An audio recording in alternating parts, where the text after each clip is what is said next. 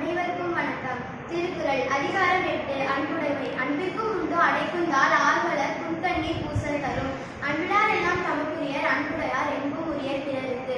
அன்போடு இயந்த வழக்கென்ப ஆறுயிருக்கு என்போடு இயந்த தொடர்பு.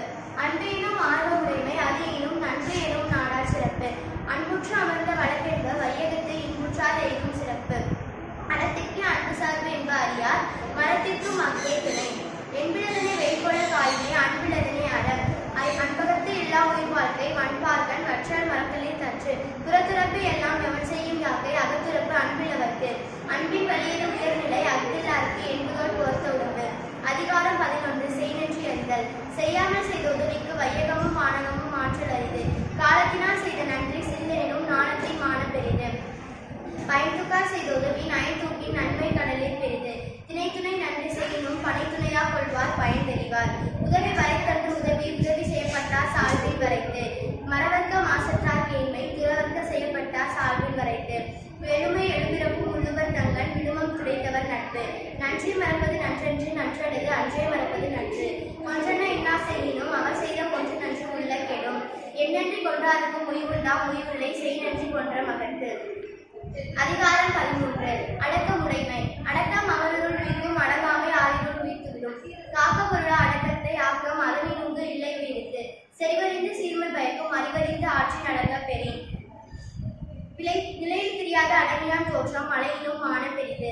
எல்லாருக்கும் நன்றாம் பணிதல் அவருள்ளும் செல்வர்க்கே செல்வம் தவைத்து. ஒருமையுள் ஆமை போல் ஐந்தடக்கல் ஆட்சியின் எழுமையும் ஏமா உடைத்து. யாவாவார் ஆயினும் நாகாக காவாக்கால் சோகப்ப சொல்லிழுக்கப்பட்டு. ஒன்றானும் தீச்சொல் பொருட்பயன் உண்டாயின் நன்றாகார் ஆகிவிடும். தீயினால் சுட்டப்புண் உள்ளாரும் மாறாதே நாவினால் சுட்டவடு. தலம் காத்து கற்றடங்கள் ஆற்றுமான் செல்வி அறப்பார்க்கும் ஆற்றின் நுழைத்து. அதிகாரம் 40 கல்வி. கற்க கசடர கற்கவை கற்றபின் நிற்க அதற்கு தகர். எண்ணென்ற ஏனை எழுத்தென்ற இட்டிரண்டு கண்ணென்ற வாழும் உயிருக்கு. கண்ணுடையார் என்பவர் கற்றோர் முகத்திலிருந்து புண்ணுடையார் கல்லாதவர். உவப்ப தலைக்குடி உள்ள பிரிதல் அனைத்தே புலவர் தொழில். உடையார் முன் இல்லார்போல் ஏகற்று கற்றே கலையரை கல்லாதவர். தொட்டனை தூரும் மனைவியையும் மாந்தற்கு கற்றனை தூரும் அறிவு. யாதானும் நாடாமல் கூறாமல் எல்லோருவன் சான்றினையும் கல்லாதறிவு.